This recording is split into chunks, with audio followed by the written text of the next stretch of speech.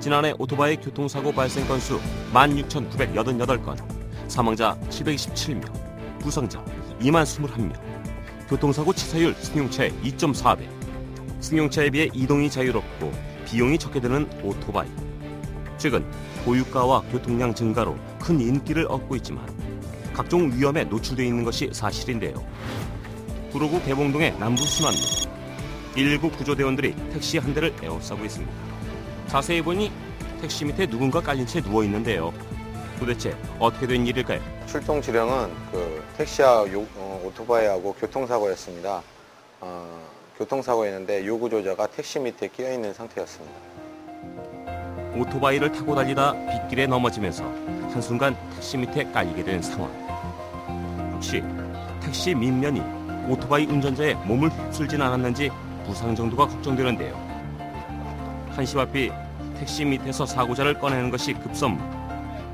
구조대는 유압 장비를 이용해 택시를 천천히 들어올립니다.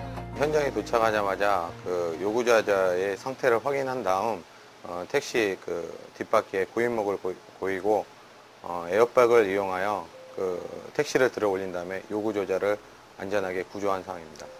어느 정도의 공간이 확보되고 구조대원들은 사고자를 조심스럽게 밖으로 꺼내는데요. 다행히도 허리에 경미한 통증을 호소할 뿐 큰 외상은 없었습니다. 작은 충격에도 이륜차 사고는 큰 인명피해로 이어질 수 있는데요. 특히 퀵 서비스와 음식점 배달 서비스가 활발해지면서 이륜차 사고 소식은 심심치 않게 들려옵니다. 지난 8월 24일 새벽, 서울 홍제동 홍제역 앞 도로에서 승용차와 배달용 오토바이가 부딪히는 사고가 있었는데요. 이 사고로 패스트푸드를 배달하고 돌아오던 오토바이 배달원 24살 구모 씨가 숨졌습니다. 올 상반기 교통사고 사망자 210명. 이 중 오토바이 사고로 숨진 사람은 14.3%로 30명에 달합니다. 오토바이 사고는 승용차에 비해 발생 건수는 적지만 사고에 따른 위험성은 어떤 교통수단보다 높은데요. 오토바이는 보통 빠른 속력으로 달리고 그다음에 차선을 수도 없이 넘나들기 때문에 승용차하고 교통 상황이 제일 많고요. 그 다음으로는 차량이 정차되어 있을 때 안에 타고 있는 분이 의식을 못해서 오토바이가 오는 걸 의식을 못하기 때문에 문을 열므로 인해서 오토바이하고 사고 나는 경우가 제일 많습니다. 오토바이 운전자들이 음주 상태도 꽤 심각한 상황입니다. 그럼에도 불구하고 우리나라 이륜차 안전모 착용률이 70%에 불과한 것으로 나타났는데요. 일본, 독일, 네덜란드, 스웨덴 등 교통안전 선진국이 거의 100%에 가까운 착용률을 보이는 것과 비교하면 대조적인 모습입니다. 늘 사고 위험에 노출되어 있는 오토바이. 그렇다면 사고에 대비할 수 있는 방법은 무엇일까요? 자기 머리에 맞는 안전모를 선택하고 턱끈을 반드시 맨 상태에서 운전해야 합니다. 자기 몸에 맞는 오토바이를 선택해야 하는데요. 자기 몸에 비해 덩치가 큰 오토바이를 운행하는 경우 자칫 중심을 잃고 넘어져 또 다른 위험을 야기할 수 있습니다. 오토바이를 탈 때는 넘어짐 사고를 방지하기 위해 보호대와 장갑을 반드시 착용하고 야간에는 눈에 잘 띄는 밝은 옷을 착용하는 것이 좋습니다.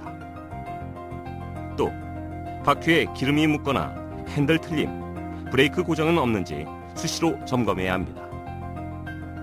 사고 발생 시 직접적인 몸에 충격이 가해지기 때문에 헬멧 등 안전자구를 꼭 착용해야 될 것 같고요. 그리고 두 번째로는 교통신호 준수 및 차선을 준수를 해야 될 것 같습니다. 왜냐하면 좁은 차선이 남겨 있으면은 오토바이 운전자들과 그쪽으로 갈 습성이 있기 때문에 교통신호나 차선 준수를 꼭 해주셔야 될 것 같고요.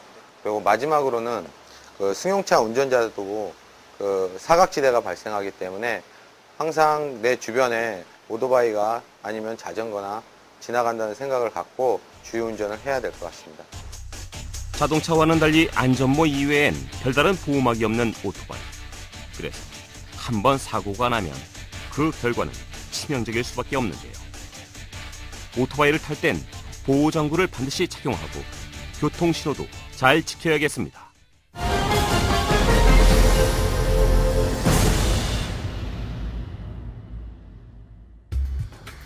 지난 10년 새 국내 자살률 2.38배 증가.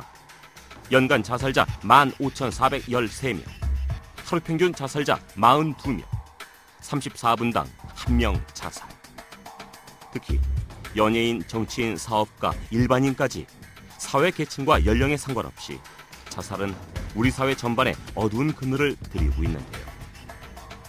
이러다 보니 119에도 투신사고로 인한 신고 전화가 끊이지 않습니다. 어느 늦은 밤, 경찰서 앞에 사람들이 모였습니다. 술을 마신 한 남자가 경찰서 옥상에서 뛰어내리겠다며 자살 소동을 벌이는 것입니다.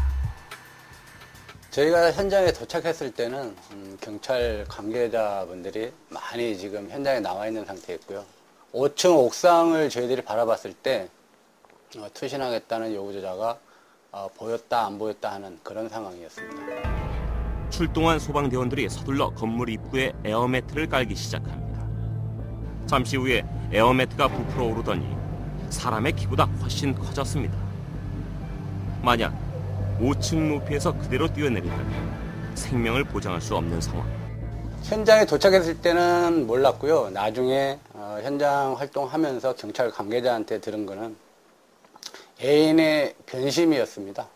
도착하자마자 에어 매트리스와 그리고 스펀지 매트리스를 요구자자 바로 밑에 설치를 하고 이 사실을 대비했습니다.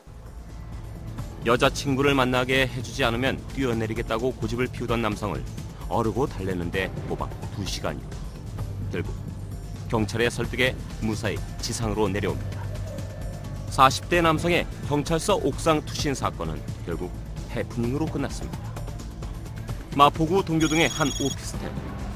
오피스텔 난간 밖으로 한 여성이 서 있습니다. 팔의 앞부분만으로 난간을 간신히 딛고 있는 상황.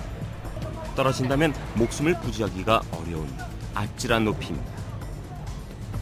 구조대원들은 만일의 사태에 대비해 여성이 서 있는 바로 밑 화단에 에어매트를 설치합니다.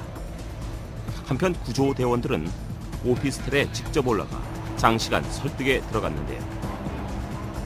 얼마의 시간이 지났을까? 날이 어두어두해질 때쯤 여성은 마음을 고쳐먹고 난간 안으로 들어갑니다. 여성의 마음을 돌리기까지 장장 4시간 47분이 걸렸는데요. 그래도 한 생명을 살릴 수 있었던 의미 있는 시간이었습니다. 지난 21일 구로구 개봉동 지하철 1호선 개봉역에서 한 40대 남성이 동인천에서 용산 방향으로 달리던 열차에 뛰어들어 그 자리에서 숨지기도 했습니다. 서울은 한강이 근접해 있기 때문에 한강에서 투신하는 사례가 많이 늘었고요.